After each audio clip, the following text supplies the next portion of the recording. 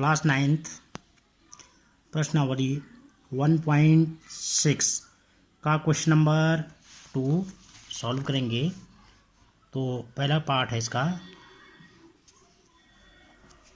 यहाँ पर 9 की घात 3/2 9^3/2। तो यहाँ पर हम 9 को अभाज्य गुणनखंड के रूप में लिख लेंगे। 3 3 3 9 3 एकम 3। तो यहाँ पर हम करेंगे 3 × 3 इसकी पावर 3/2। तो 3 2 बार आ रखा है, तो यहाँ पर हम करेंगे 3 की घात 2 और 3/2। हम जानते हैं घातांक के जो नियम है, a की घात अगर m हो और उसकी घात अगर n हो तो ये दोनों आपस में घातें m गुणा के n गुणा हो जाती हैं। तो यहाँ पर आप देखिएगा 3 की घात 2 गुणा के 3/2, तो 2 गुणा के 3/2। तो यहाँ पर ये हो जाएगा 3 की घात 2 3 6/2। तो 2 से 6 3 बार कट जाएगा यहाँ पर, तो ये हमारे पास आ जाएगा 3 की घात 3। तो 3 की घात 3 का मतलब 3 गुणा गया 3 गुणा गया 3, 3 3 9 3 27। यहाँ पर हमारे पास इसका उत्तर आ जाएगा। इसके बाद क्वेश्चन नंबर 2 का सेकंड पार्ट 32 की घात 2/5। तो 32 की भी अभाज्य गुणनखंड यहाँ पर ज्ञात कर लेते हैं। तो 32 का अभाज्य गुणनखंड 32 में 2 का भाग जाता है 16 बार, फिर 2 का भाग 16 में जा रहा है 8 बार, फिर 2 का भाग 8 में 4 बार, फिर 2 का भाग 4 में 2 दूना 4, फिर 2 का भाग 2 में 2 एकम 2। तो 32 के अभाज्य गुणनखंड हमारे पास आए हैं 2 गुणा गया 2 गुणा गया 2 1 2 3 4 5 5 बार। ये 2 संख्या आई है 2 गुणा गया 2 और इसकी घात 2/5। 2 की घात 1 2 3 4 5 2 5 बार आया है, तो उसको उसकी घात के रूप में लिख देंगे 5। तो 2/5 बाहर से घात है। अभी हमने पहले वाले क्वेश्चन में बताया है अगर a की घात m होता है और उसकी घात n हो तो दोनों घातें आपस में गुणा हो जाती हैं। तो ये घातें आपस में गुणा हो जाएंगी। 2 की घात 2 गुणा गया 5, 2 5 10/5। तो 10 में 2 को भाग देंगे, 5 का भाग देंगे 2 आता है। 2 की घात 2 बराबर 2 गुणा गया 2 बराबर 2 दूना 4। तो इस प्रकार इसका आंसर आया हमारे पास 4। इसके बाद क्वेश्चन नंबर थर्ड हमारे पास है 16 की घात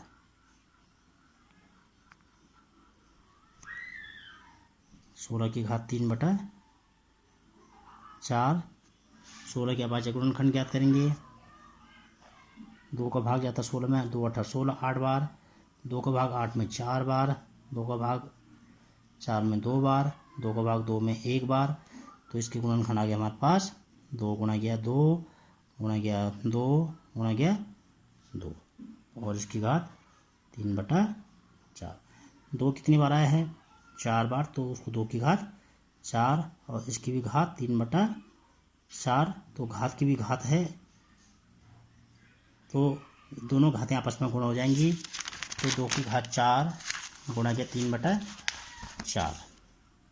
तो 2 की घात 4 गुणा के 3/4, तो 4 3 12/4। तो 4 से 12 कटेगा 3 बार, 4 3 12। तो 2 की घात हमारे पास आ जाएगा 3। तो 2 की घात 3 का मान 2 गुणा गया 2 गुणा गया 2। तो 2 दूना 4 दूना 8। यहाँ पर इसका उत्तर हमको मिल गया। इसके बाद फोर्थ पार्ट इसका 125 की घात -1/3।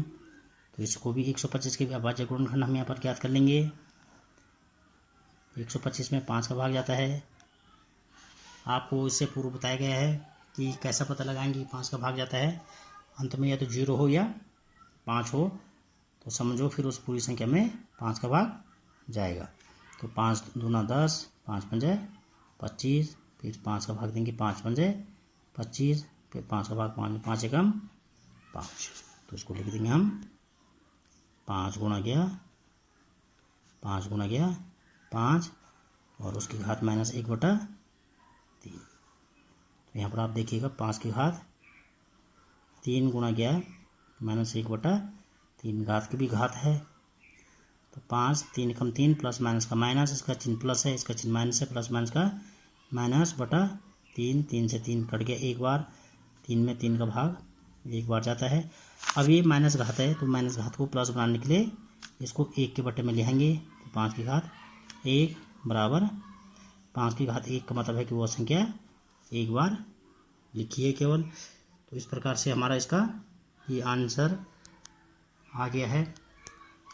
इसके बाद क्वेश्चन नंबर 3 है, क्वेश्चन नंबर 3 है इसका, सरल कीजिए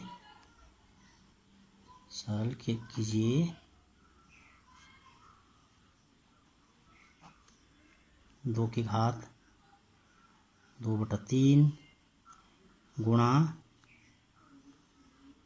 2 की घात 1/5। तो इसको हमने सरल करना है यहाँ पर। तो यहाँ पर हम जानते हैं घातांक के नियम, एक की घात अगर m हो और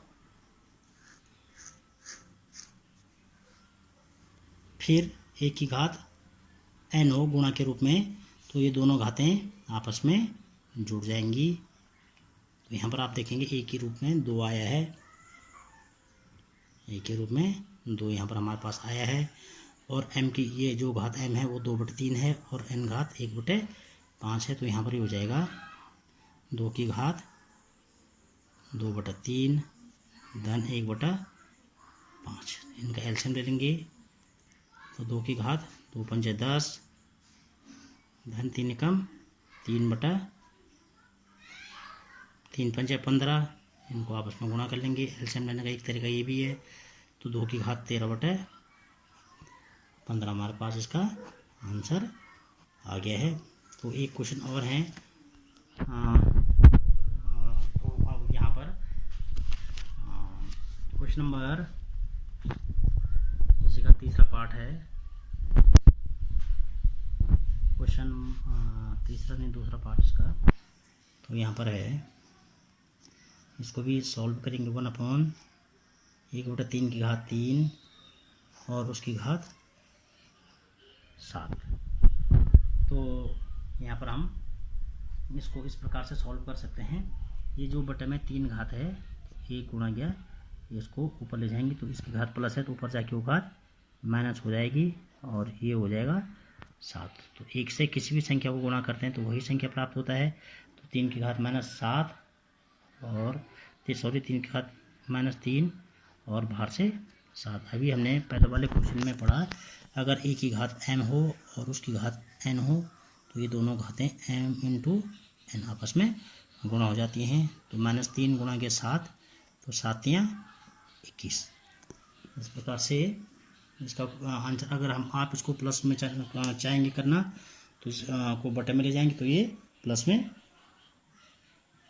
भी हो जाएगा, और यहाँ पर भी इसको आंसर आप छोड़ सकते हैं। इसके बाद क्वेश्चन नंबर 3 है इसका, 11 की पावर 1/2, 11 की घात 1/2 बटा 11 की घात 1/4।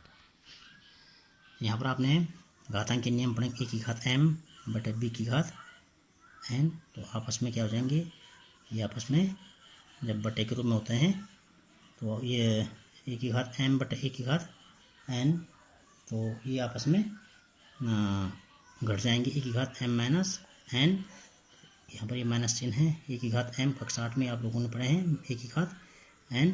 तो यहाँ पर a का काम 11 कर रहा है और ये m और n के रूप में यहाँ पर मौजूद हैं। 1/2 1/4, तो यहाँ पर हो जाएगा, अगर हम इस फॉर्मूले को लगाते हैं तो 11 की घात m, m means 1/2 minus n means 1/4, तो 1/4, तो ये हो जाएगा 11 की घात, एलसीएम लेंगे क्रॉस मल्टीप्लाई करके, 4 एकम 4 माइनस 2 एकम 2 और बटा 2 चौको 8, ये भी एक तरीका एलसीएम लेने का। तो 11 की घात 4 में से 2 गया 2/8, उसके बाद यहाँ पर कुछ कटेगा, 2 एकम 2, 2 चौको 8, तो ये हो जाएगी 11 की घात 1/4। तो इस प्रकार से ये क्वेश्चन सॉल्व हो गया है। इसके बाद इसी क्वेश्चन का इसी में का फोर्थ पार्ट है। यहाँ पर फोर्थ पार्ट हमारे पास है 7 की घात 1/2 गुणा गया 8 की घात 1/2 1/2 तो यहाँ पर हम जानते हैं घातांकी नियम में a की घात m गुणा गया b की घात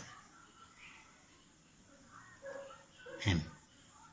जब आधार अलग अलग हो और घातें समान हो तो यहाँ पर आधार आपस में गुणा हो जाएंगे और दोनों को एक ही घात, कॉमन घात दोनों की आ जाएगी। तो यहाँ पर हम फॉर्मूला अप्लाई करेंगे, तो 7 गुणा गया 8 और उसकी घात 1/2, तो 7 8 56 और 56 की घात 1/2। तो इस प्रकार से इस प्रश्नावली के सारे क्वेश्चन सॉल्व हो गए हैं। तो कल एक नई प्रश्नावली सॉल्व करेंगे। आज के लिए इतना ही।